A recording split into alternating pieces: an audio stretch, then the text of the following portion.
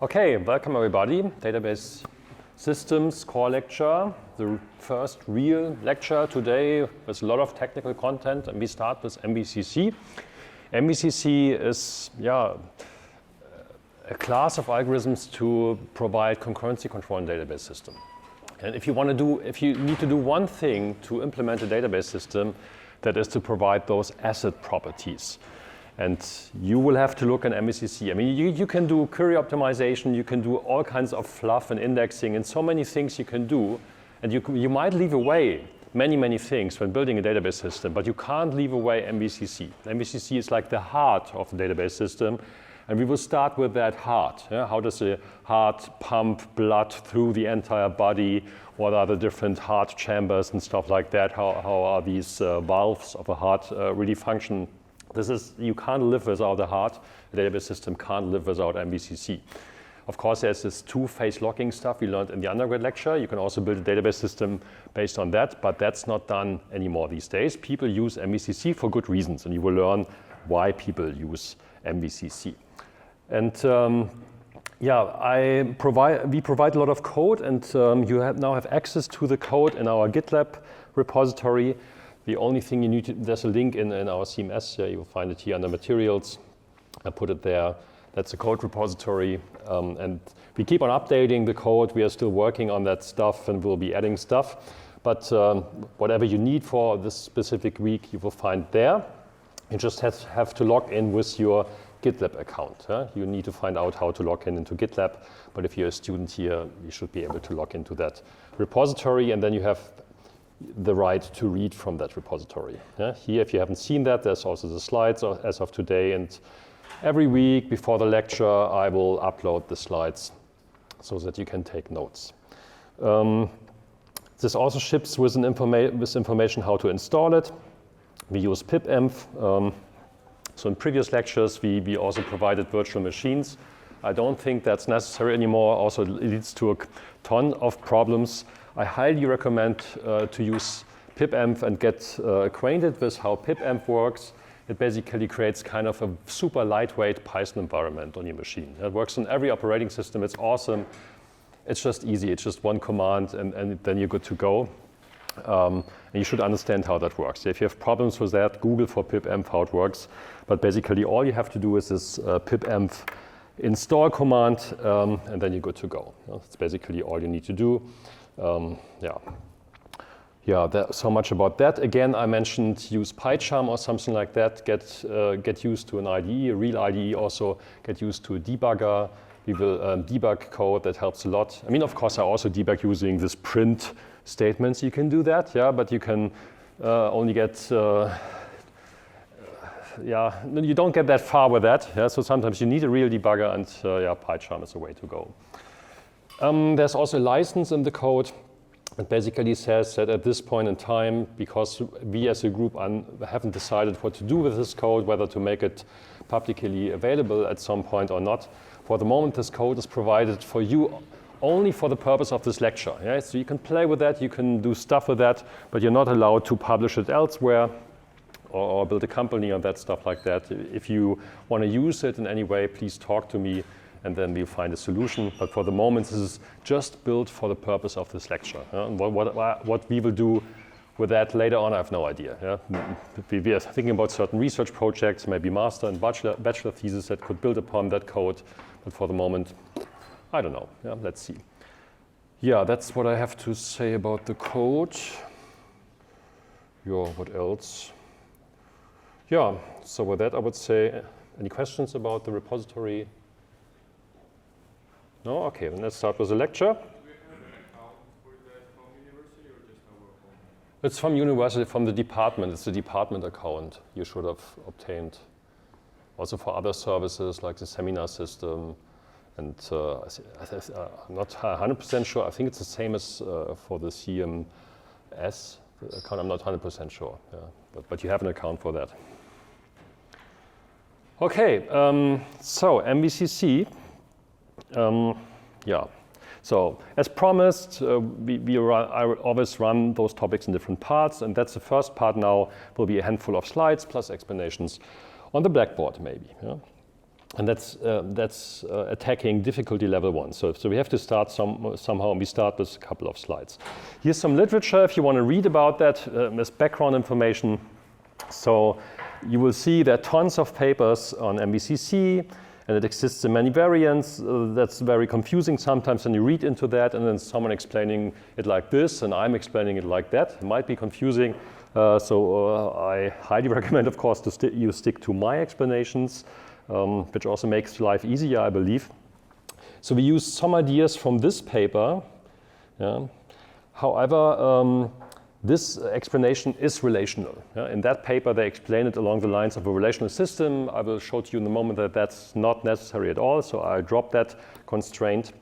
And another thing we will be looking at is the similarities of versioning MVCC. The V is for versions, has data in different versions. Well, you have data in different versions in Git as well. Sounds similar. Yeah? And we just had a paper accepted from my group where we looked at the similarities. And I will also present some ideas of that paper because it gives you really some insight why these things develop in different ways and how they are similar and what to learn from that. There are many things to learn from exploring MVCC and exploring Git because they have so much in common, even though it doesn't sound like that. Yeah? But we will go to that later on, just for you to know the paper is something I will use. Yeah, and my explanation of MVCC is something like that. So it's really a generalized MVCC store. So I will completely discard the unnecessary constraint of restricting MVCC to relational store. Yeah? So everything you find on the web will be relational. I don't think it's needed, and I will explain in detail why that is not needed. So the explanations you find is typically mixing the relational model and MVCC. Yes? Last lecture, someone asked, hey, what about NoSQL? Aren't you also doing NoSQL stuff? Yeah, we will be doing all of that at the same time. Today, we are basically learning about NoSQL, file systems, key document stores, and relational systems. Yeah, and the transactional properties I will present will be much stronger than any of those systems, except relational. They already have that. But for instance, key value stores have very weak transactional properties, and we will fix that with today's lecture.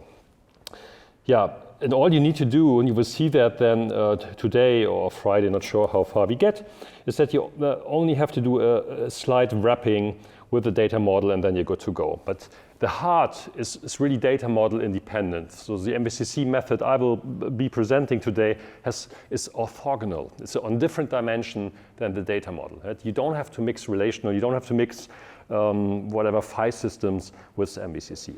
It's on a different dimension. Yeah, and the interesting thing about that, and that's, I'm not sure, but I have never seen that before, is actually that you can, with the stuff I'm explaining in the code we are providing, you can actually build a system that combines properties that allows you to store at the same time files, tuples, documents, and any types of objects.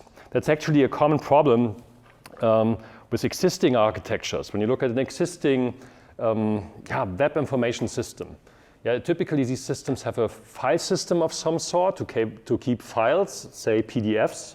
Users upload PDFs to a web page or something like that. And then there you have structured data like relational tuples or something like that. And those are kept in two different systems. Now, what if you want to do transactions across the two different systems? You're screwed. Yeah? We actually had that case 2 weeks ago in our system we're developing in my group.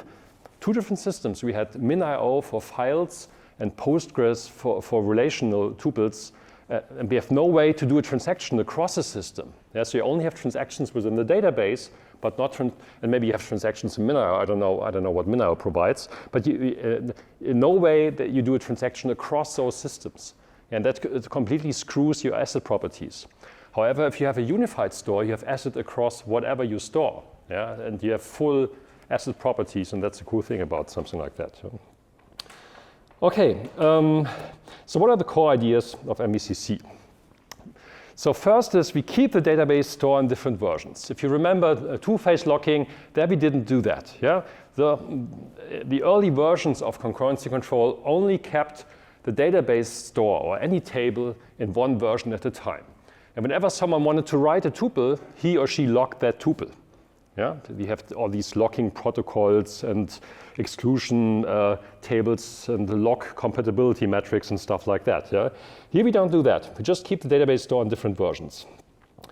That's idea number one. Idea number two is we shield committed data from data currently being modified by ongoing transactions. If you remember what the I in ACID is about, isolation, that's shielding transactions from one another, pretending each transaction that transaction owns a database. And that's the same thing you're doing here. Yeah? You're pretending, yeah, it's your database, no one else is modifying the database, it's just you, and there's no other transaction in the world. Yeah? And that is what we allow for by using versions. So each transaction sees its own version of the data, and with that we avoid many, many conflicts. Third is readers don't block writers, or vice versa. Writers don't block readers. Again, if you look back at the lock-based protocols, to write anything in two-phase locking, you had to obtain a write lock. And once there was a write lock on the tuple, everybody else had to wait or had to be aborted. That's not happening here. This works slightly different here. You can still read. Yeah? So readers don't block writers, and writers don't block readers. So even though you're writing to the database, there could be still other transactions reading an old version of the database. And that allows for a higher degree of concurrency, actually. Yeah, the fourth is transactions operate on different versions. These versions are called snapshots of the data. Snapshot is also an analogy. If you take a picture with your phone, that's a snapshot. You take a snapshot as of now. Yeah, so that's you're freezing the time in a way. The version as of now, the version of the blackboard as of now. I take a picture as of now. I have one version. Let's make it really explicit. So I have one version. That's my snapshot I'm taking. And now I write something, and I take another version. That's another snapshot. Yeah? So I'm freezing the time in a way with my phone. And that's the same thing here. I'm taking a snapshot of the data. Yeah? And that's a term I will be using many times in this lecture. So where's my pen? Yeah, and the fifth is those snapshots are isolated from each other. Hence the term snapshot isolation. And again, to stick to the smartphone analogy, is basically a transaction that operates in the database system will basically, before running, kind of takes a snapshot in a way, takes a picture of the database and then operates on the picture. And if another transaction comes in, oh yeah, I'll take a picture of the database and I operate on that picture, not the real database. Yeah? And like that, as two transactions operate on their own pictures, there is no conflict. Of course, it would be stupid to completely replicate the entire database, take the entire picture for each and every incoming transaction. That would completely ruin your performance. So MVCC uses very clever algorithms to avoid that problem. But conceptually, it's different isolated worlds each transaction is operating on. And that makes it a very efficient and also clean and cool method, actually. Yeah, and important for you is almost all OLTP database systems use some variant of MVCC. So you don't know OLTP versus OLAP? Okay. Huh? Yeah? What is OLTP? Right, OLTP means online transaction processing, and OLAP, O-L-A-P, online analytical processing. And for historic reasons, yeah, there are technical reasons also, there are historic reasons. It's basically two classes of database systems. Yes? So when you pick a specific product, a specific DBMS, they're typically optimized for one of those tasks. They either are very good with transactions, that means OLTP, yeah, online transaction processing, or they're optimized for analytics, online analytical processing, or OLAP for short. That's written like that, OLAP. Yeah. So for instance, DuckDB is a famous database system these days. It's optimized for OLAP. Postgres is optimized for OLTP. SQLite is optimized for OLTP. And but we will be looking now at the OLTP side of things. Yeah? In OLAP, you don't need transactions. You can do that very differently. You don't need that stuff. But in OLTP, so the standard database you will use in the web information system or any app on your phone or something like that, that's OLTP. Yeah? So the default will always be OLTP. And there you will need something like MVCC. Okay, here this is a comparison, and the important things here to look at are those two columns. Later on we will be looking at Git, but it just gives you an idea about the major properties. I hope you remember some of that from the undergrad lecture. So we already learned, okay, data versions. In that two-phase locking protocol, there's one version at all times. You don't have multiple versions. In MVCC, you have multiple versions.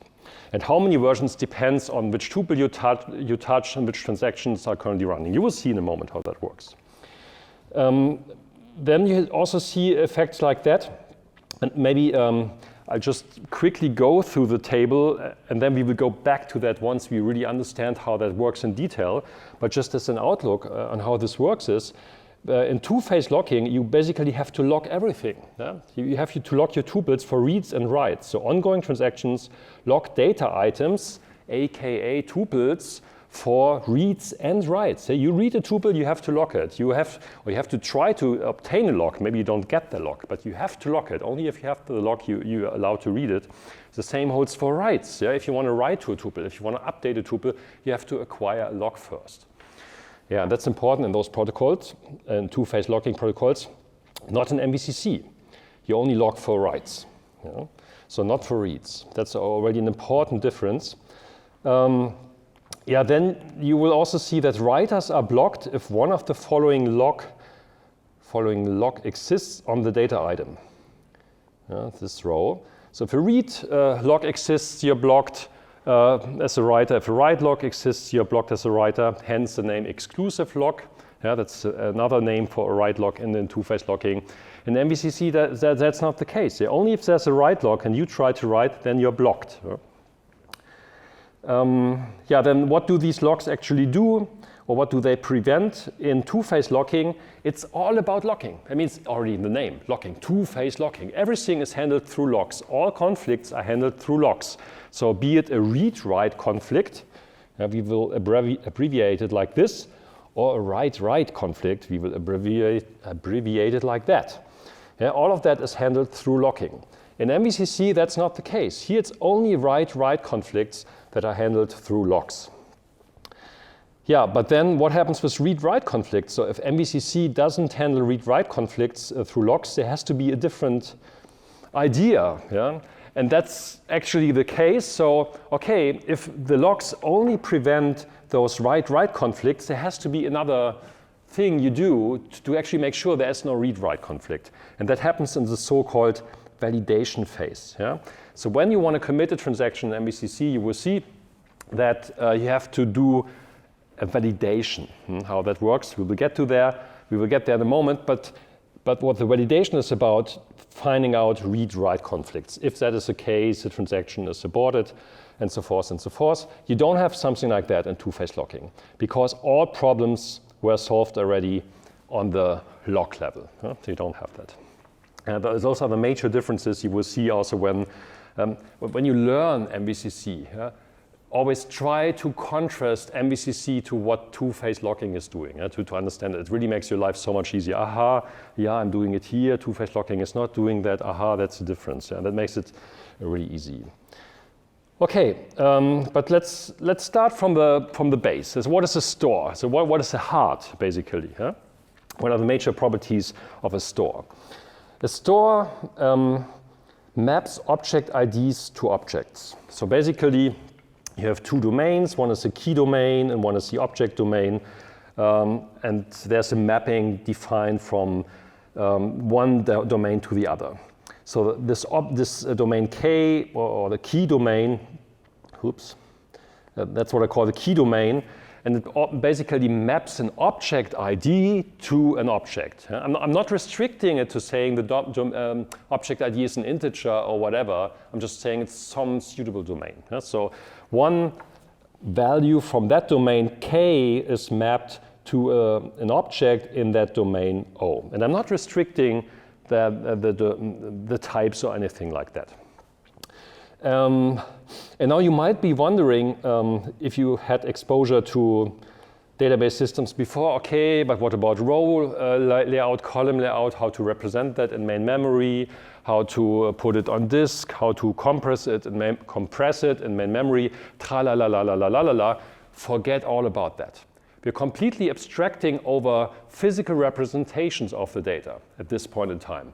We will look at that later on. Yeah, that's okay, but that's another spaghetti, so to say. That's another dimension we can safely ignore for the moment. Yeah, and that's a nice thing about Python, by the way, because these definitions map super cleanly to Python. You will see that in a moment.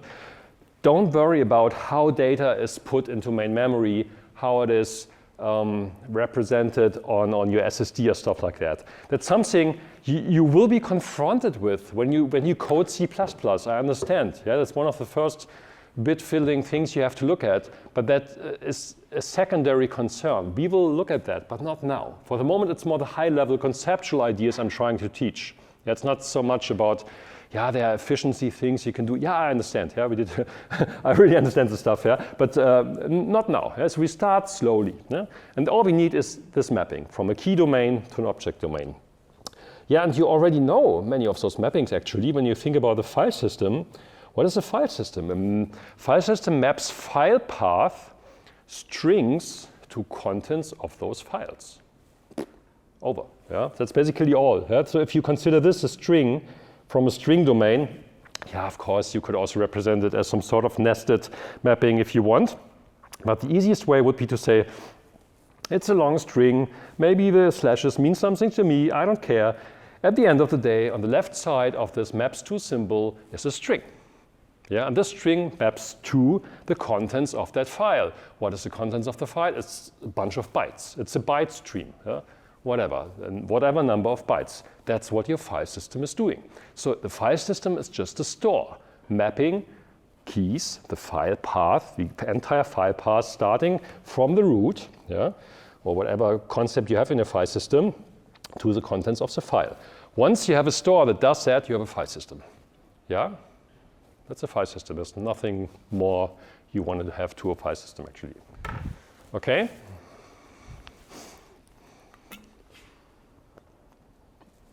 The same you can do for a so-called key document store. So document for computer scientists, the document is typically a JSON document. So something like that, yeah, what you see here on the right side. So a couple of squirrely brackets with key value mapping. So A maps to 7, B maps to this subdocument. In that subdocument, C maps to 11, and D maps to 12. Yeah? But basically, all of this is a document. This is a document, and basically 42 is the object ID, and object ID 42 maps to this object, the object being JSON. So what a key document store actually does is, it restricts the object domain to JSON documents. That's it. Yeah, that's a key document store. Yeah? There's nothing more than that. It's just restricting, saying, oh yeah, my objects are always of type JSON rather than whatever, a relational tuple or whatever.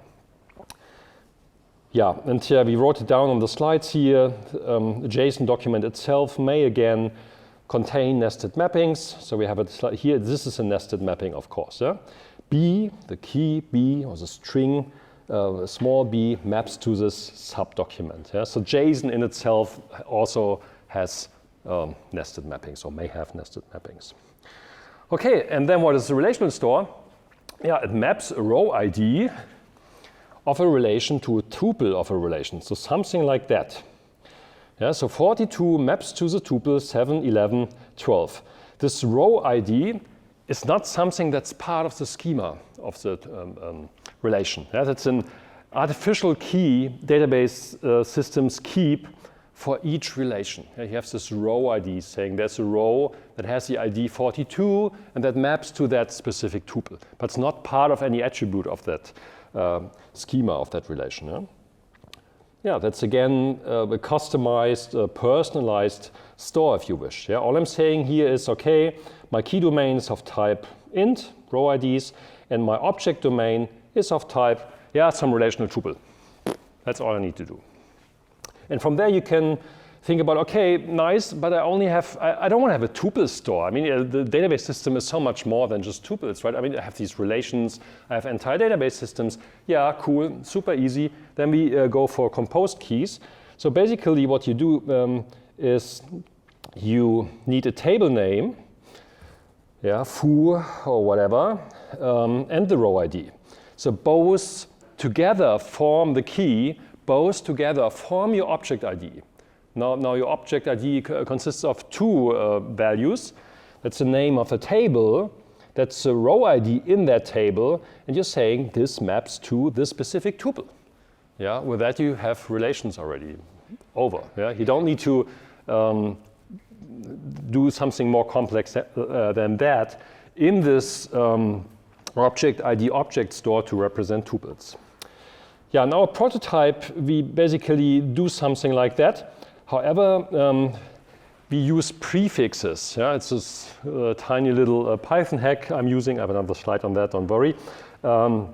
It's the most flexible approach because I can also easily introduce namespaces, and that's shown on this slide. So basically, if you have something like that, so you're mapping, I don't need the bracket here actually. No, I should get rid of the bracket, sorry, that's a leftover. So there's no bracket here. So 42 maps to this tuple, or here foo.42 as a string maps to this tuple. That's basically saying in relation foo, or in namespace foo, there is a row ID 42, and that maps to this object. Or you could say blah.foo.42, where blah is the name of the database. Yeah, so a database system may manage multiple database systems at the same time. Yeah, multiple databases. So a database just being a collection of relations in a way. Yeah, so at the bottom you have tuples. A tuple belongs to a relation. The relation belongs to a database, and the database belongs to a database management system. Yeah? So the database management system, it's always one-to-n relations. Database management system may have multiple databases. Each database has multiple relations. Each relation has multiple tuples. Yeah? And that's basically what you can simulate through a prefix scheme like this. Yeah?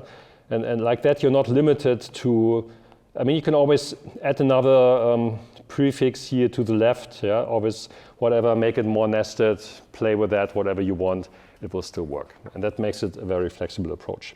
So that's basically all you will need to do to adapt the following algorithms to a relational store. That's the only mapping you need to do, yeah, because I will be explaining object ID to object, but if you want to have a relational store, yeah, that's all you need to do is fix your naming scheme. You're good to go. Yeah? Okay. Yeah, then let's look at this, how this works in a key value store. So we have a map in a key value store, or mapping if you wish.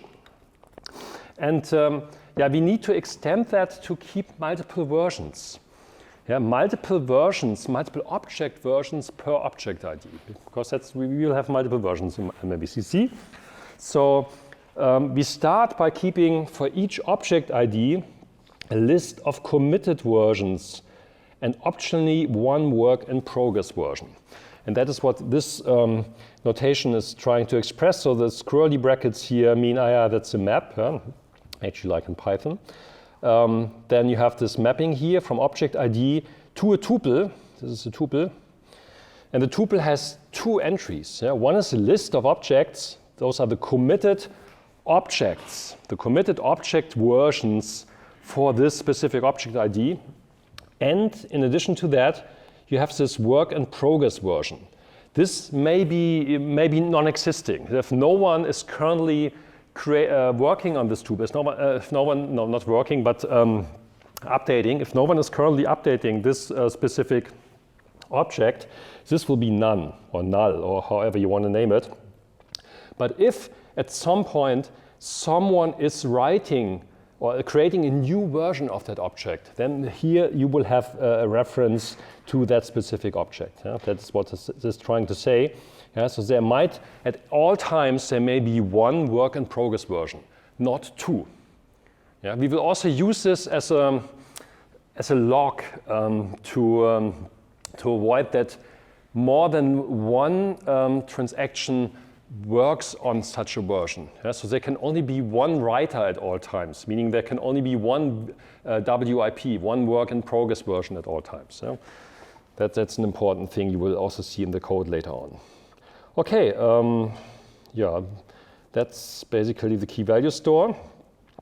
What we also need to keep is validity intervals. Yeah, so if you have a list of committed, here, that's basically the list we have. Okay, nice, if I keep a list of these versions, I still have to know for each of these versions, okay, when was that valid? In which situation is that object valid or not? Is it valid now? Was it valid yesterday or something like that? Somehow I have to keep that information as metadata. And how do I keep that information about validity? Well, timestamps, of course, could be a way forward. Yeah, it's a time interval from to. That's the most natural thing. We also see in real life. But this has a couple of problems. For one, it has to be very fine granular to allow for multiple points in time. Yeah? So for instance, assume you have many transactions that are operating super quickly. Yeah? Then those time intervals would have to be very fine granular. If you have multiple transactions within the same microsecond, you have a notion of modifying the same object, yeah, within the same microsecond. You would have to be able to distinguish the two. Yeah, so your notion of time would have to be very fine granular. Yeah, that's one thing, and the other is. Do you really need the year and the month and stuff like that? So if you have a full-blown timestamp, including date and time, that's a lot of information to keep. Yeah? That might be in the way and might be very inefficient. Yeah? So what we go for here is some artificial timeline, and that's frequently done in concurrency control situations, also in distributed systems, because we don't need this. The notion of time we have in our daily lives. Yeah? We don't need that. So we just take integers. Integers are enough as long as they don't overflow. Again, C++ versus Python, so they won't overflow in Python. And it's important that they are strictly increasing monotonically. Yeah? So you will see that when we run two transactions, the transactions also get a timestamp attached to them, and no transactions may have the same timestamp. That's impossible. We always draw a new timestamp, which is the next integer, basically. And then we're good to go. Yeah? And that's all we need, yeah? Because what we need is we just have to distinguish different points in time. We don't have to know it's this month or the second, tra-la-la-la, I don't care. Just why do we need validity intervals? It's being able to distinguish between different versions, and we have to be able to map transactions to different versions. Yeah? And an integer domain is enough for that. Yeah? So whenever we need a new point in time, we simply draw the next integer from a globally synchronized number generator. That is something that you can't do concurrently. I think there are algorithms in distributed systems that can even do that. But for us, it's always we draw the next point in time, and that's globally synchronized to make sure that no two transactions get the same timestamp. It's always something bigger. It's always strictly monotonically increasing. Yeah. Then we have to extend our key value store concept and integrate that. So now we just don't simply collect. So if you go back here, yeah, so basically I'm now trying to fix this. Yeah, so a list of objects is not enough. Yeah? I have to keep the validity information. So other than the object, I also attach some metadata, and that is what this slide is about. And it's basically, okay, I have the object as before, that's here, yeah, I have the object, but I also have a start validity saying from that point in time starting, this object became valid. It's valid from this point in time. Everything smaller, everything before, it was not valid. You can ignore it. Yes? That's one thing we add. And the second thing we add is a deleted flag. We will also use version entries to delete objects. Yeah? If you want to delete an object, you want to delete a tuple or something like that, that will also be signaled through such a version entry. Again, the semantics are here. So start validity, this entry is valid from this timestamp including, value is the object, deleted is a flag signaling whether it was deleted. Important here is to understand that it's also in contrast to if you've seen MVCC in Postgres or other explanations, those systems typically have both. They have a start validity and an end validity. I claim you don't need that. You just need start validity. And the semantics I will be using is just, okay, if you start at 42 and then there's a new entry at 45, well, yeah, then this entry 42 is valid from 42 to 45 excluding. So I basically define half open intervals here. Yeah, we can write it down again. So if one entry has a 42 and the next has a 45, yeah, then this entry is valid from 42 to 45 excluding, 42 including, 45 excluding, and so forth and so forth. So what you're doing is, by adding a new version entry, you're superseding old entries. That's basically what you do. Changing something means you add a new version entry, and that will supersede old entries. And you see that when you integrate that here in the list. So now we have a map from object ID, again, a list of committed versions, and then a work in progress version optionally. But now the list has a different type. It's not object anymore, it's a version entry. Yeah? It's really, okay, these, the object itself, this start validity, and whether the entry represents something that was deleted or not. That's what I will be using. Maybe we first look at the example here, and then we look at the code a bit. So here's an example. So here have an object ID 42, oops, and that maps to a committed list and a work in progress entry. And the committed list has multiple entries here. Yeah, and you see the start validity is here, 1, 3, 9. It's a relational store, so the value is some tuple. Yeah? And you have this flag being set to false, saying, yeah, this is set to false. This is set to true, which is kind of redundant because you wouldn't have to set the tuple there, but the user decided to set it. So it would be enough to just say, yeah, I deleted that. I don't have to pass a new version of the object. You could also do that by having two separate, if you go back here. So here this is all represented in one type, but you could also have a separate type here just representing deletes. Yeah, here it is basically. Yeah, if you set delete to true, the semantics of this doesn't make any sense. Yeah, why would you pass a new object? Doesn't make sense because you're just deleting it. Yes, you could also add a separate type for that, so a delete entry if you want it. But we simplified it here a little bit to say, hey, now there's one entry, makes your life a bit easier. But that's what you're saying here. What you're seeing here, so basically this is saying, okay, this was deleted, and then here it was inserted again. So inserted meaning, again, there was a mapping being added from object ID 42 to this specific object at this point in time, and this is not a delete.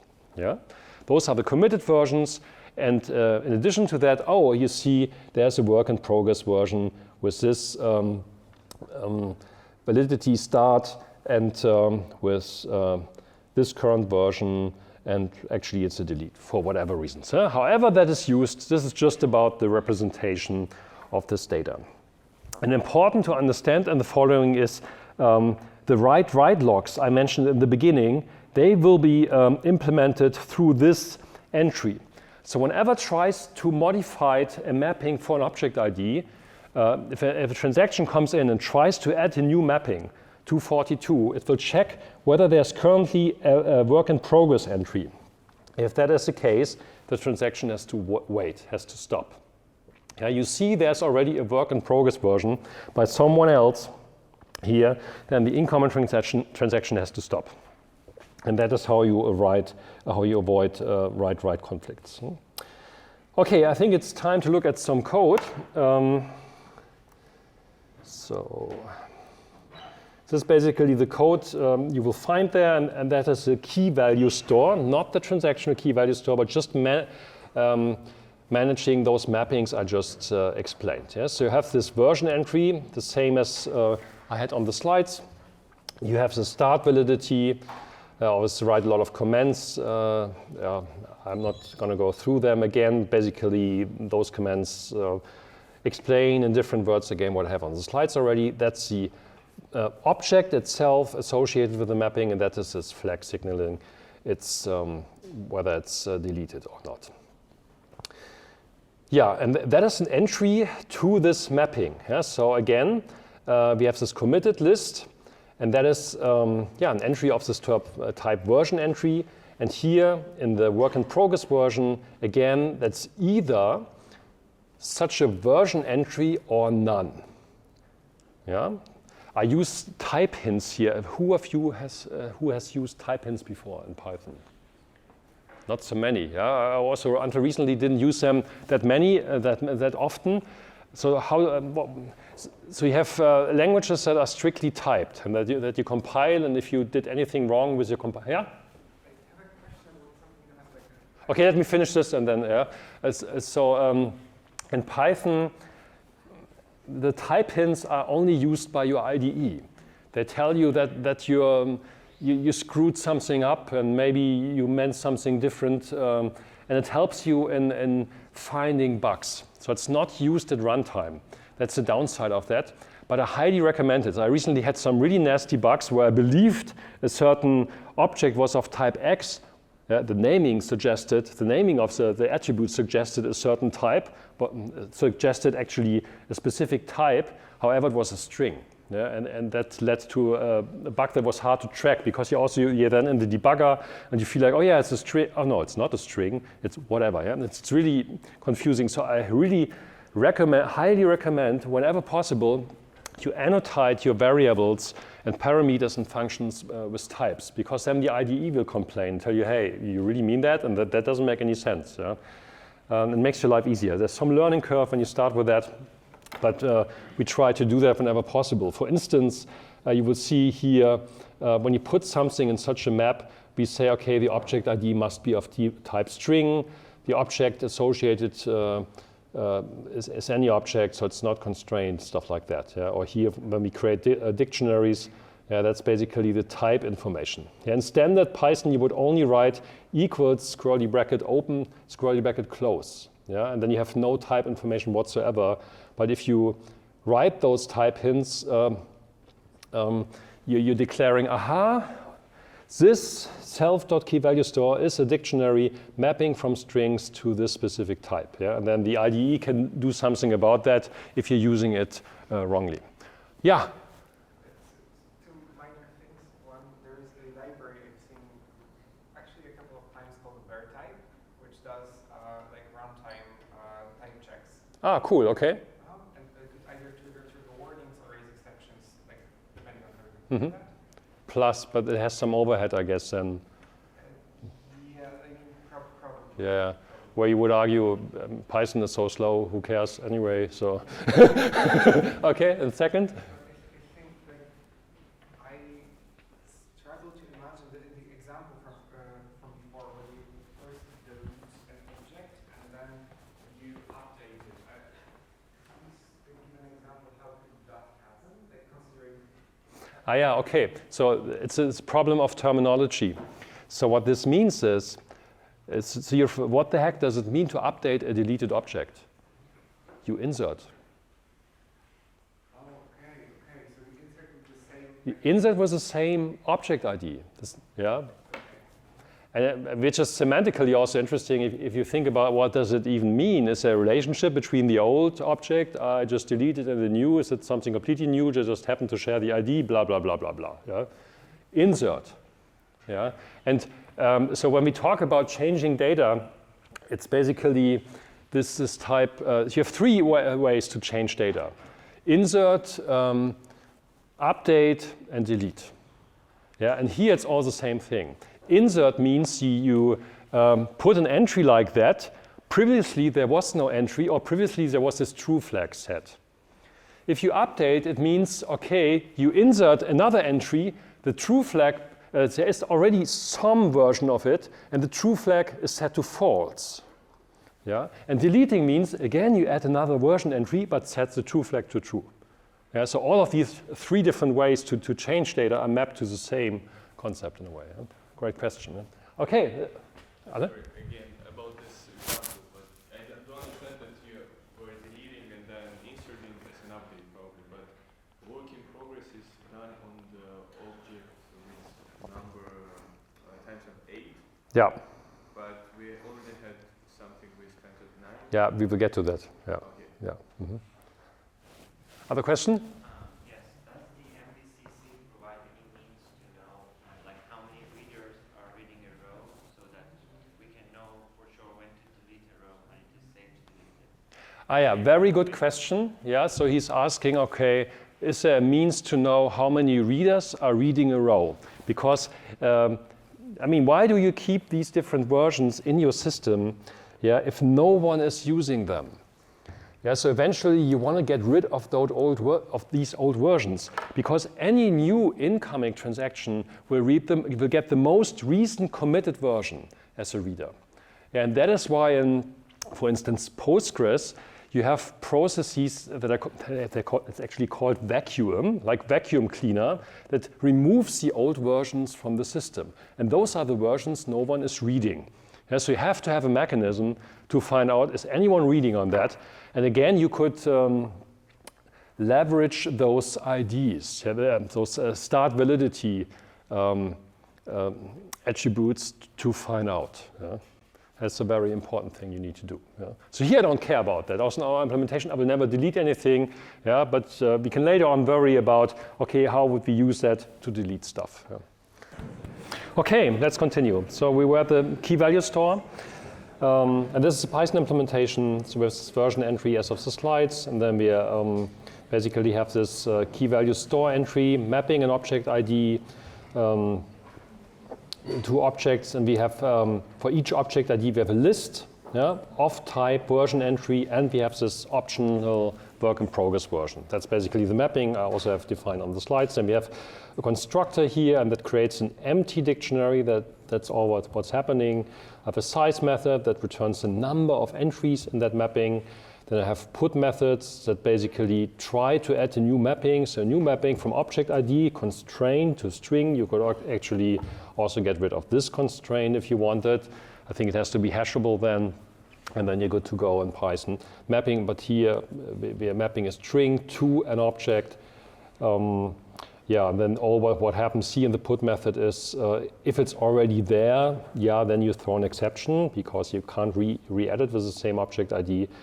And if it's not there, you add it to that dictionary. Yeah? So basically associate that specific object ID, yeah, that is a dictionary associated with a new key value store entry, and create a new list where it has a start validity of 0 and by default, and a copy of the object you're passing. So you see that we often do deep copies of the objects. You can, so why do we do that?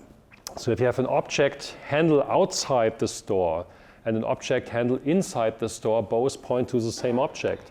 Now if you put it into the store and still have the outside handle, someone outside could manipulate the object, which would totally screw our asset semantics. So if we store something, we really put it there with a copy. Yeah? Is it possible to increase the font size? The font size? Yeah. Okay.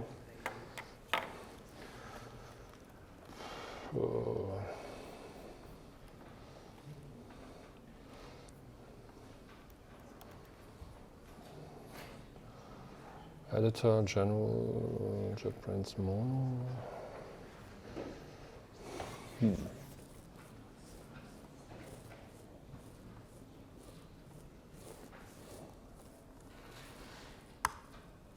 that better?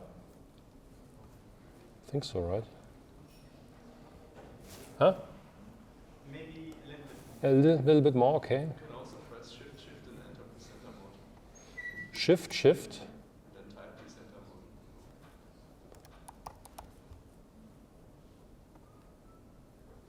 Okay, that's the settings of presenter mode, not actually presenter mode. Here, that's the configuration of the presenter mode. You can also enter it through Shift, Shift. Shift, Shift, and then enter. There's an option which is enter presenter. Okay. Here. Ah, nice. Okay, and then I can screw them back. Okay, nice, cool. Okay, thanks for that hint. Where was I? Okay, you create these new entries here. What I also have is a bulk load method that basically allows you to pass a list of data objects to insert. Also can specify an object prefix. That's handy, for instance, if you want to insert into a specific table, so to say, a specific namespace. And that is a prefix here. So I would say, okay, whatever you insert, prefix it with what I specified here. And you basically see it here. So I just loop over the entries in that data being passed, that list being passed, that's happening here. So for all object IDs I find there, and then I put them, I call the put method of that key value store. That's all I'm happening. Basically looping over the individual values and then prefixing each object ID with that prefix. This shows the contents with some pretty printing. And that's all you actually need for a key value store to happen. Yeah? So there's no transactional semantics here. Oops, can I zoom out again? Nice. Wow, cool. PyCharm is so cool. It's insane. There's so much functionality still to be detected. Okay. That's all you need to do for a key value store. Yeah, it's basically just a wrapper around a dictionary, if you wish, and the only added functionality is, I have a list of committed values, I have a work in progress version, but I don't really use it. I just have these list of committed versions. Okay. So how do I exit this? Shift, Shift. Nice. Cool. Okay. Right. Okay, but now the question is how to make this key value store ACID compliant. Yeah? So we will extend this key value store to make it ACID compliant, and we will focus on AI. So the A and the I, atomicity and isolation, not consistency and not durability. Why not? Because so the durability part, durability meaning, okay, if the database system tells you, yeah, your transaction was committed, the database system must make sure that it never loses your changes. That's the contract of durability. But we can look at that later on, because then we also have to look at things like crash recovery. What happens if there's a power failure, things like that. They are highly related to durability, and we can ignore them for the moment. So we don't have to do that now. And the other thing is consistency. Yeah, making sure that foreign key constraints are fulfilled, or any other constraint you might have defined on your database schema. This is orthogonal. Yeah? This is orthogonal to the concurrency control algorithm. It has nothing to do with MVCC. Yeah? You have to make sure that consistency constraints are fulfilled at commit time, but that has nothing to do with MVCC. So we're basically done with the C part here. It's just A, I, and D we have to look at. And we will be looking at A and I for the moment. And just as a reminder, that's a slide I stole from Big Data Engineering. To fresh you up on that, isolation, or the I, means concurrent transactions do not affect each other. For each transaction Ti, it appears like Ti is the only transaction that's executed. What other transactions T, J, not equal I, what some other transaction is doing doesn't affect the database, or the effects on the database are not visible to Ti. And I'm still using this analogy. If you visited my Big Data Engineering lecture, I'm sorry for repeating it, but basically assume you go to Mensa. Yeah? And you go to Mensa, and how Studentenwerk operates Mensa is like they admit one student at a time. Yeah, there's one student at a time eating in this huge building. Yeah? And that would be stupid, yeah? Because, I mean, so many queues would build up and people would have to wait. It's completely stupid. But then you really own Mensa. Yeah? It's just you sitting there at the table for half an hour. And once you're done with your lunch, you leave Mensa and the next student is admitted. Yeah? Given the 10,000 students that try to eat there, that's not so efficient and it's not going to work out. So, in fact, what the database system does is it gives you like this 3D glasses. Yeah, I don't know why the name from Facebook or Google. Yeah, and each student gets these glasses. And when you enter Mensa with those glasses, it looks like, oh, I'm alone here. There's no one there. You also have noise canceling headphones. Yeah, canceling all of the noise. You go to Mensa and there's no one there. You believe you own Mensa, whereas there are thousands of students gathering and eating at the same time. And that's the kind of virtual realities. So databases is about virtual worlds, inception, and all of these kind of things. It's super cool. Yeah? So the database is pretending, yeah, you own Mensa. There's no one else. You're not in conflict with anyone. Yeah? And that's basically what isolation is about, pretending to a transaction that no one else is fiddling with the data. It's just you. Yeah, and we had conditions for that. One was a sufficient condition for this is that the concurrent execution of two transactions, T1 and T2, transitions the database state into a state that corresponds to one sequential execution of both transactions. So basically, that was this notation we used. So this double pipe symbol, meaning you have two R's, the database state, and now we execute T1 and T2 somehow concurrently. T1 and T2, they're somehow interleaved, and they leave the database in some state. Yeah? And as long as you can show that the state you have after executing T1 and T2 in parallel is equivalent to first executing T1 and then T2, or first T2 and then T1, if that is equivalent, if that's the same state, then you're good to go. Yeah?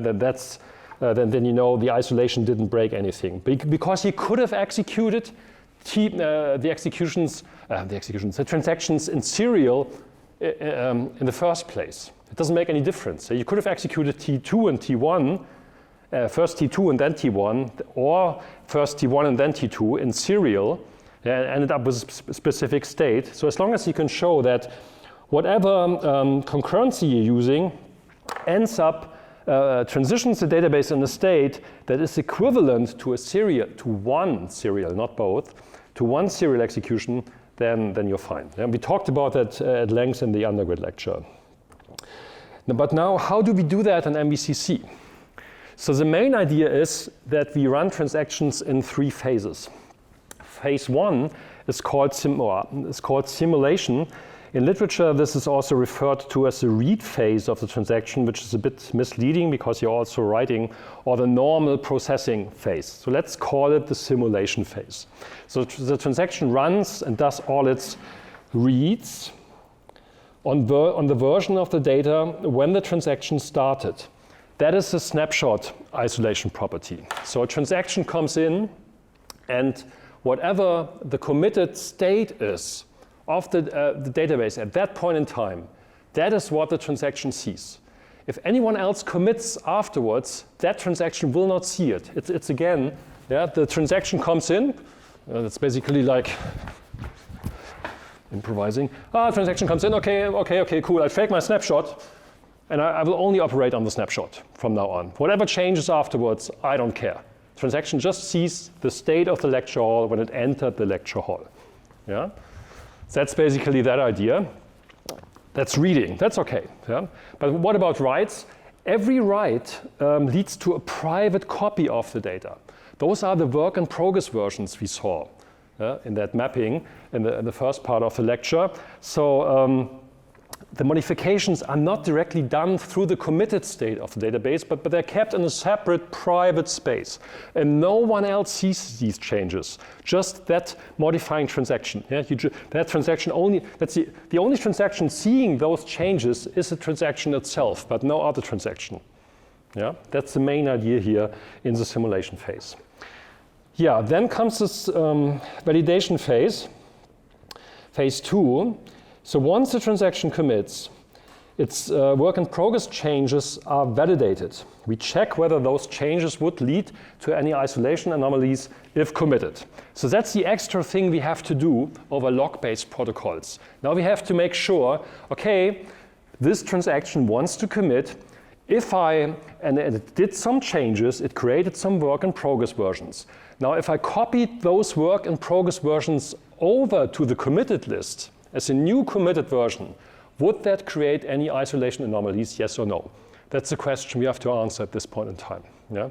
And if the answer is yeah, maybe not, then the transaction is aborted and is not allowed to commit. But if the validation phase says, yeah, that's okay, we can do that, then and only then you commit the transaction, which means now and that's phase 3, then you commit those, and basically you move all the work in progress changes from that transaction only, not from the others, but from this transaction over to the committed version list. And you have to be careful, of course, that phases 2 and 3 must happen atomically. Yeah, so concurrent transaction TA1 mustn't move over entries to an overlapping committed list while TA2 is being validated. So if you validate and concurrently someone else is adding stuff to the committed lists, you're screwed, possibly. Yeah, that mustn't happen. That's again a synchronization point. You must make sure that no other transaction is touching the stuff you're validating on. Yeah? That's very important at that point in time. That's the core idea of MVCC, and we will now look at the details on how this works. Yeah? One concept, they alluded to that already, is snapshot isolation. So you isolate snapshots from one another. You provide any transaction T with the illusion that the version of the database that T sees never changes. The only exception being the changes done by T itself are visible to T. But whatever other transactions doing concurrently, you don't see that from the point of view of the transaction. And the main effects for that are the following. So T never sees work in progress entries created by concurrent transactions. That's what I said before. Yeah? So you only see your read snapshot plus your own changes. And that means there's no such thing as a dirty read anomaly. Yeah, that's something you may see in a database if you set the isolation level accordingly. Yeah, you may see changes from transactions that never committed. You can configure your database system to do exactly that. And then you see changes done even though they weren't committed. And that's called a dirty read. You read something you shouldn't have read. And there's also no read uncommitted anomaly. Yeah, that's basically the same thing in different words. You don't see uncommitted data from the point of view of the transaction because you only see the committed snapshot. Yeah? And the second thing is T never sees new entries in the committed list created by transactions that committed after T started. Yeah, you only see your own changes, so there's no unrepeatable read anomaly. Unrepeatable read means the same transaction reads the same data object multiple times within the same transaction. We had that also in the log-based protocols. There are situations where you read it once, you get 42, then you read it again, and then you get 43, because some concurrent transaction committed, which leads to you are reading committed version 1, and then you're reading committed version 2, which is now a different version because another transaction changed that specific data object. And that's impossible here because, you operate on the snapshot. You will only see the snapshot. So what other transactions are committing, concurrently, you don't see this stuff. And the same holds for the so-called phantom problem anomaly. So phantom problem anomaly is the same thing as unrepeatable read, just on a set of objects. Unrepeatable read is basically a specific object that now shows a different value. And the phantom problem is a problem where the where clause screws your results. Yeah? So we had this with where a equals 42, and you read that, and at some point you read 5 values, and then you read 6 values and stuff like that. So we had a long discussion on that in the undergrad lecture. But again, you're reading snapshots, so this problem is gone, or automatically solved. Yeah, but we're still avoiding the discussion on the validation phase here. Huh? So if you're unsure about these anomalies, I really invite you here to look back at the undergrad material. Again, the videos are online in English. It's called Trading Banks and Ticket System or something like that. There are 2 videos, and I treat all these anomalies there in detail. So if you attended BDE and forgot all about it, even then you might want to check that back, go back to those videos. And if you never heard about anomalies in concurrency control, go watch the videos. That makes your life so much easier. But I'm not going to repeat all of that here. Okay. Yeah, so how does the validation phase work? So as we ran TI in its own private bubble, we now have to find out whether integrating TI's changes into the main version of the database would cause any isolation anomalies. Sounds like merging back to main in Git, right? Actually, it's the same thing. It's a very, very similar thing, and we will later get to that because we had some research work in that regard. There are some differences, but on a very high level, it's the same thing. So you are now on your feature branch. Your transaction is kind of a feature branch, and now you try to integrate your changes back into the main branch of Git. Yeah? So would you screw up anything while doing so? That's the question now you have to answer in the validation phase. So will the merge work, or do you have to rebase locally and go through all the commits and stuff like that? Yeah? So the main idea is, main idea 1 is that you check for read-write conflict operations. So if this T is a set of transactions that committed after Ti started to validate Ti. So I will always argue along the lines from the point of view of Ti. Ti sends a commit to the database system, and now the database system has to answer. Yes, you are allowed to commit, or no, you're not allowed to commit. In order to answer that question, the database system has to run the validation phase. If the validation phase is successful, database system will say, yeah, you go, I committed everything, or no, sorry, there was a problem, you're not allowed to commit, I'm aborting you, all your changes are discarded. So to validate T1, we need to determine whether T1 has any conflict operations with any transaction that committed afterwards. In that case, you have to abort TI, otherwise you proceed to integrate those changes. Again, moving over work in progress entries from TI to the committed list. And the main idea 2 here is that you only check the read operations. So you only check if the read operations of TI are in conflict with those transactions. So in other words, we look at the read-write conflicts. We always punish the transaction that made the conflicting read operation.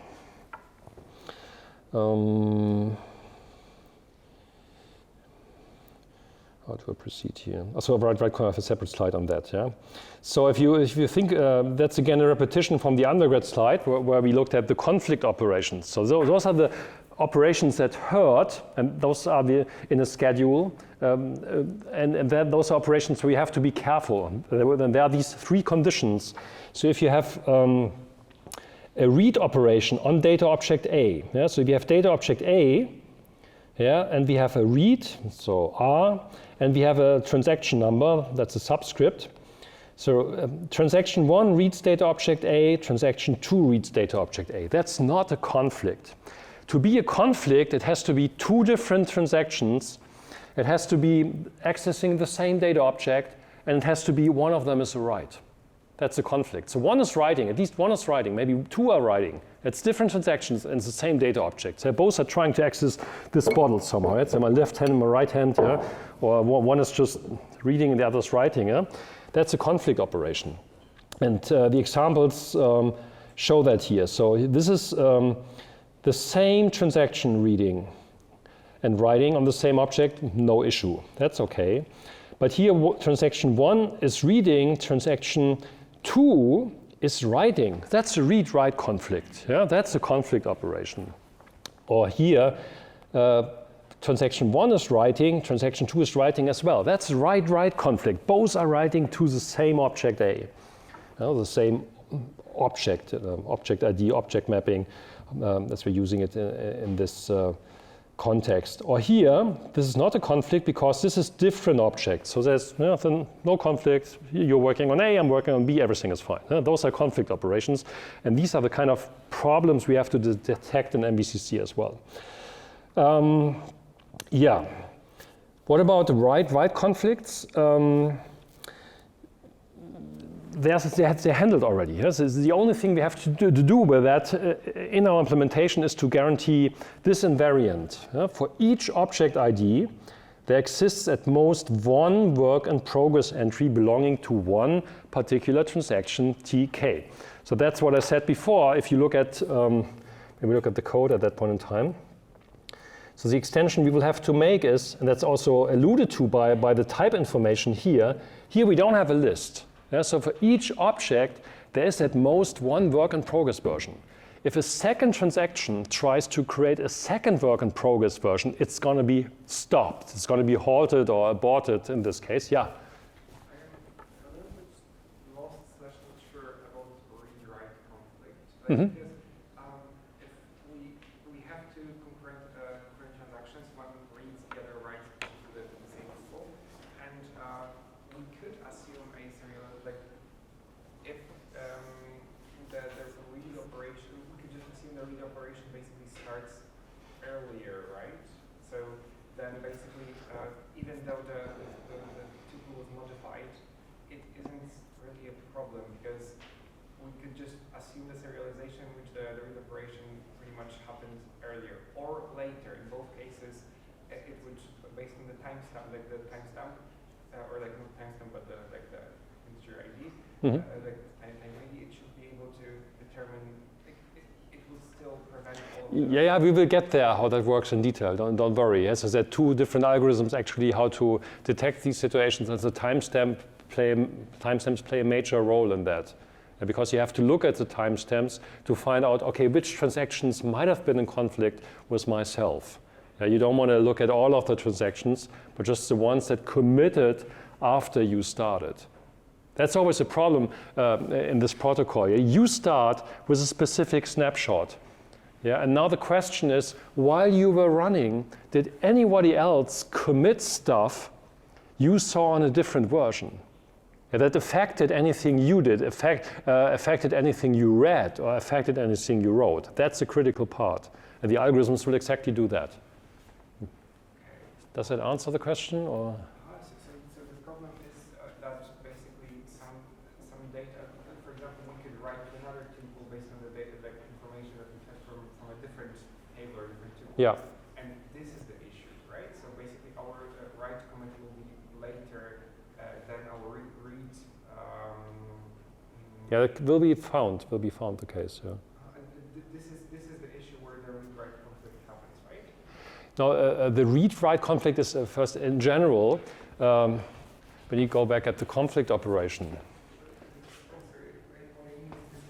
Yeah, let's try to answer one question at a time, okay?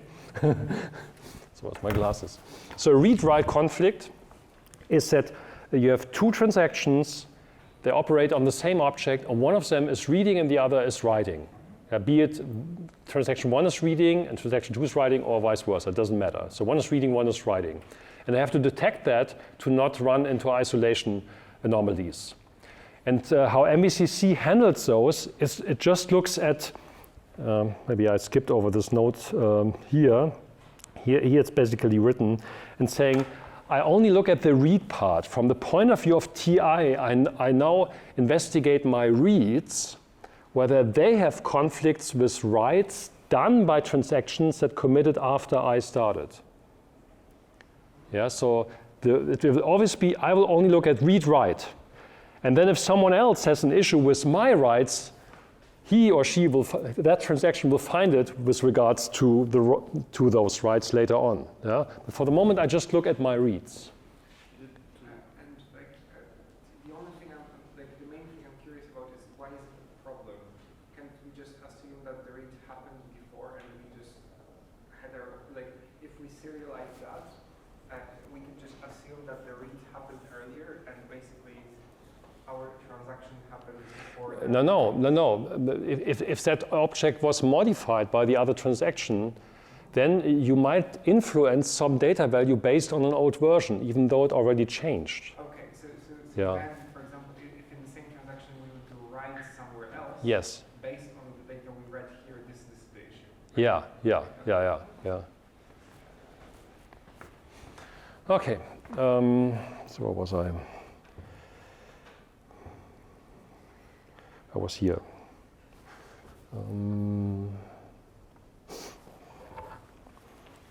Okay, now we're looking at write-write conflicts, and that's the invariant you guarantee. That's what I showed. There was in the code, right? And then there was a question, right? So it's basically what you see in the type here. There's at most one work-in-progress version. If any other transaction tries to create a second work-in-progress version, that transaction will be stopped. Like that, you guarantee there's at most one writer, but multiple readers. That's again the same sentence, just in code. Yeah? There may be multiple readers. Multiple readers reading different versions of the object. And that's why you have a list here in the committed version list. Multiple readers, but at most one writer. And that's this core principle of MVCC. Okay.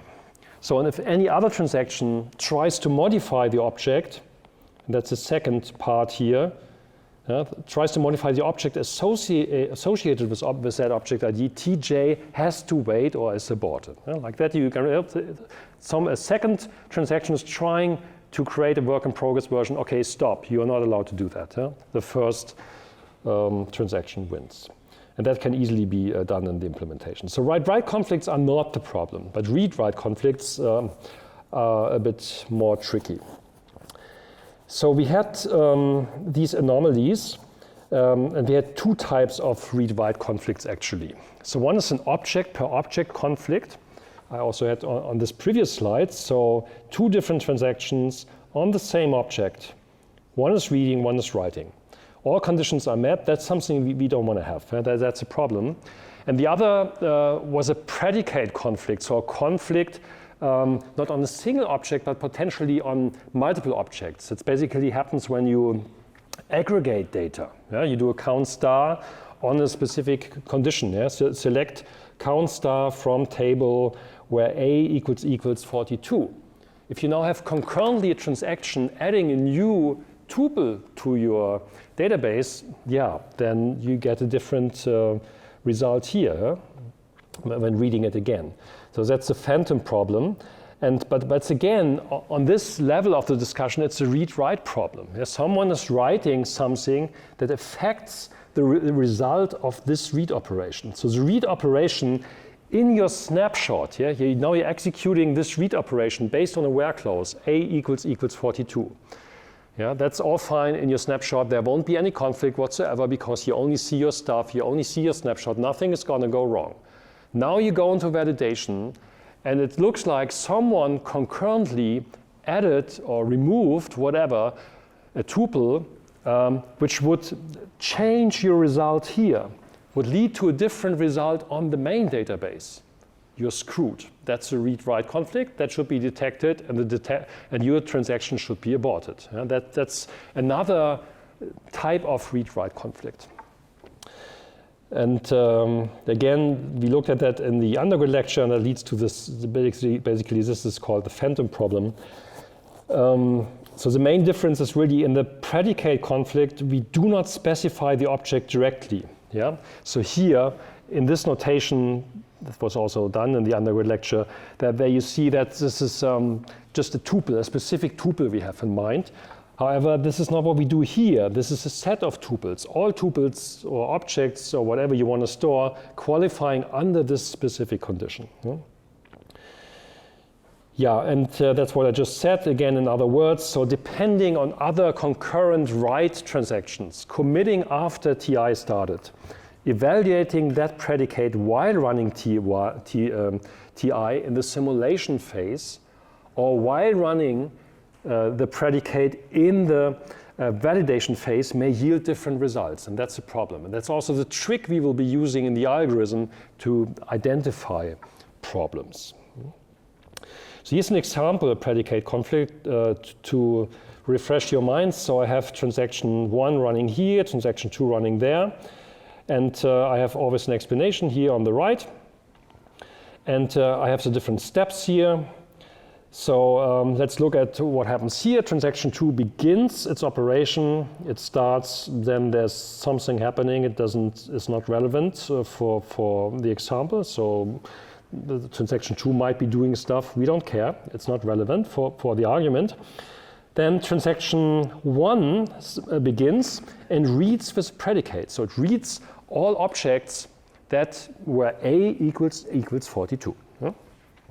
Then concurrently, we see that transaction 2 writes something that affects that and updates an object that may overlap with predicate A equals 42. It might be inserting a new tuple, it might be deleting a tuple, it might be changing the A attribute of a tuple to something that is now 42 or not 42 anymore, something like that. Any change that may affect this read operation. Yeah, that's the crucial thing here. Yeah, then transaction 2 commits actually here, which means, okay, whatever T2 changes will now be part of the committed version, the main version of the database. T1 is still running, though. It reads this again, and here you should be careful. That's a huge difference to the undergrad lecture. I will obtain the same result because I'm running on my snapshot. Yeah? Think about the picture you took in the beginning. You don't see any of the changes that happen afterwards. So T1 sees the same in both scenarios, no matter what happens outside of its bubble. Yeah? Then in step 8, what happens is T1 writes something to the database state. And that is the problem here. If T1 were only reading, not so much of an issue, but now whatever is written here, so this whatever might have been affected by those read operations. And that's basically the kind of discussion we just had. Yeah? So the old state, yeah, whatever you read here in your snapshot is now outdated. It was superseded by this new result here. However, what you changed might have influenced this variable. We do not know this. We cannot know this because we do not see the application code here.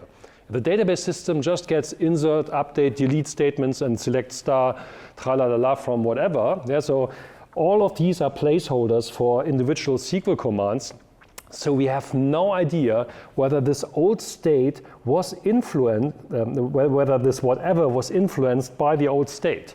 So we have to be conservative. We have to be careful here and say, no, oh, that could have been a problem. We have to abort it. Maybe it's not a problem. Maybe not. Yeah? But I don't know. I cannot tell from the point of view of the database. So what happens here is that now if T1 commits, in the validation phase, you execute the same predicate again. You read it, but not on the snapshot, but on the main version as of that point in time. Yeah, that happens in the validation phase. Now I re-execute this predicate here, yeah, but not on the snapshot anymore, but on the new version, on the current version of the current committed version of the database. And then I see, oh, I get a different result. I get a result that differs from the result I obtained here.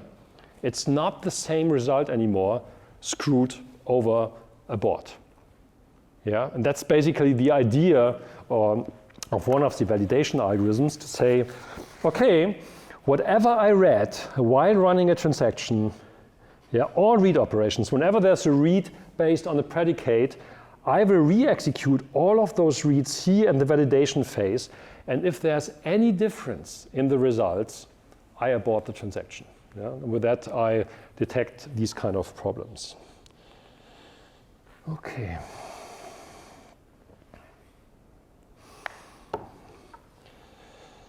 Yeah, and there are two algorithms we implemented. I think we have time to look at the first a little bit, and the second we do it on Friday. So this is done using checksumming. So I'm not so sure about literature. I didn't find that in literature. I just came up with the idea when I implemented the store and said, hey, why not use a checksum? That's the easiest thing. And I think, yeah, I believe it's the right way of doing that. I mean, there are performance trade-offs, of course. But basically, what we do, and you also see that in the store. Yeah? We have both algorithms implemented, and you can configure the store to use either of these algorithms. Yeah? Then you can play with that if you want. So if you use this checksumming, here that's a configuration parameter, by the way. So if you use checksumming, what you do is, whenever a transaction T reads from its database snapshot with a predicate P, you compute a checksum C of the result set and store the pair PC for this transaction. So by every transaction, you have a list of read operations it did. And when it reads, you retrieve all the objects, run them through a checksum, not just the object IDs. It's important to look at the entire objects and pipe them through a checksumming function. Yeah? You create a checksum for everything you read and keep that pair. Yeah? So the checksum can later indicate you whether anything changed. That's the trick here. So in phase 2, in the validation phase, to validate a transaction, you simply re-evaluate all predicates used by T on the current version of the database, not the snapshot, but the current main committed version, and check whether the checksums are the same. So again, you send the predicates, your read operations to the database, again compute the checksum, yeah, you see whether there's any difference. If there's any difference, you abort that transaction. Yeah? And with that, you only have to execute the read operation one more time in validation. Yeah? So you keep you're reading it anyway in the simulation phase. Yeah? So if you're reading it anyway, you can directly compute the checksum anyway, keep it. It's easy to keep, it's just a small number. And then only if you go into validation, you re-execute that read operation again and see whether the checksum matches or not. Yeah. And we have that, if you look at the code, so maybe we start a bit with a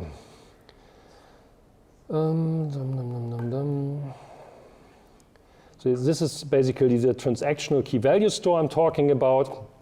It inherits from key value store and then adds the transactional properties to that store. And when you look at the different methods, and they should be going to presenter mode, right? Enter presenter mode. Here we go. Ah, nice. This is so nice. But then I don't have the overview for the methods. So how do I navigate to the methods then? No, you can't. Okay. Okay, but then if I shift, exit presentation mode. So what I wanted to show is this validate transaction. That's basically what I'm currently talking about on the slides. Yeah? We have two different methods. And I'm talking about the second method.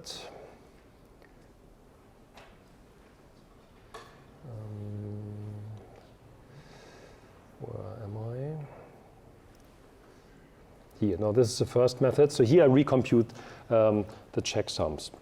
And there's a lot of documentation here. I invite you to read through the documentation, also the different cases I wrote down here in the implementation that may happen. So it's again another view on the implementations of the slides. But basically, what this boils down to is that for each transaction while it's running, maybe first, I think it's easier to first look at the read operation, then you get a better idea on what's happening. So read objects, yeah, that's the interesting thing. This is basically a method that's being called from the transaction. It's reading some objects. It's passing its transaction ID. and it's passing a condition, like a where clause in SQL, or let's just a equals 42. Yeah? And then basically what's happening here is I call another method that gives me the snapshot of the data with respect to the where clause I'm passing. So if the where clause is a equals 42, this method will return that version of the data from the store. And it also computes the checksum while reading that data. And what happens in this read objects method is that I collect that information. So there's another dictionary here, a transaction dictionary, as it is called in the code, that for each transaction keeps the read clauses. Yeah, so these where clauses or read clauses, however you want to name them, plus their checksum. So basically I'm reading and collecting the checksum for later, for being able later to validate against those clauses. That's what's happening here. And now in validation, if he exits this again, oops, no. Okay.